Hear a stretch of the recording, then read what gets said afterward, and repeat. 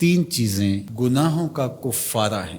فَإِسْبَاغُ الْوُضُوءِ فِي الصَّبَرَاتِ، جھاڑے میں ٹھنڈے موسم میں پورا وضو کرنا ہے، مکمل اہتمام کے ساتھ وضو کرنا موسم سرما میں، یہ گناہوں کو مٹا ڈالتا ہے۔ اور دوسری چیز ارشاد فرمائی وَإِنْتِظَارُ الصَّلَاةِ بَعْدَ الصَّلَاةِ، ایک نماز کے بعد دوسری نماز کا انتظار کرنے بیٹھ جانا، کہ عصر پڑھ لی اب مغرب پڑھ کے جائیں گے، مغرب پڑھی اب عشاء پڑھ کے جائیں گے، تو ایک نماز کے بعد دوسری نماز کا انتظار۔ حضرت عبداللہ ابن عباس رضی اللہ تعالیٰ عنہ فرماتے ہیں کہ حضور فرماتے ہیں کہ میں نے اپنے رب کی زیارت کی۔ حضرت عبداللہ ابن عباس فرماتے ہیں کہ میرا گمان ہے کہ یہ حضور کسی خواب کی کہانی سنا رہے ہیں۔ تو ارشاد فرمایا کہ جب میں نے اپنے رب کی زیارت کی تو میرے رب نے مجھے کہا کہ یہ فرشتے جو ملائے اعلیٰ میں بحث کر رہے ہیں، یہ کس امر میں گفتگو کر رہے ہیں؟ فرشتے کسی معاملے میں تکرار کر رہے تھے، تو ان کی گفتگو کس عنوان سے ہے؟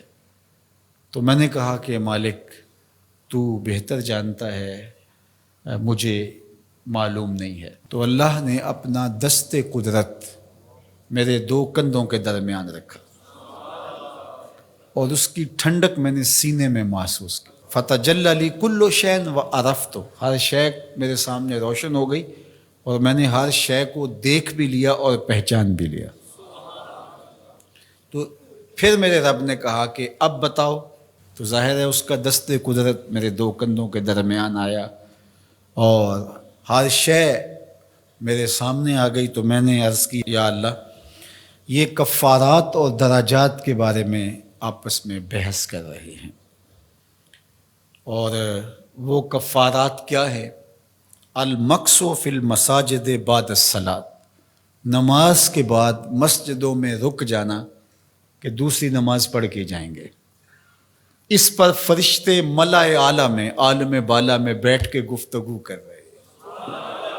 اللہ اکبر، یہ کتنا بڑا عمل ہے کہ جس پر فرشتے کہہ رہے ہیں بلے بلے، کیسے وہ لوگ ہیں جو ایک نماز کے بعد دوسری نماز کے لیے رک جاتے ہیں۔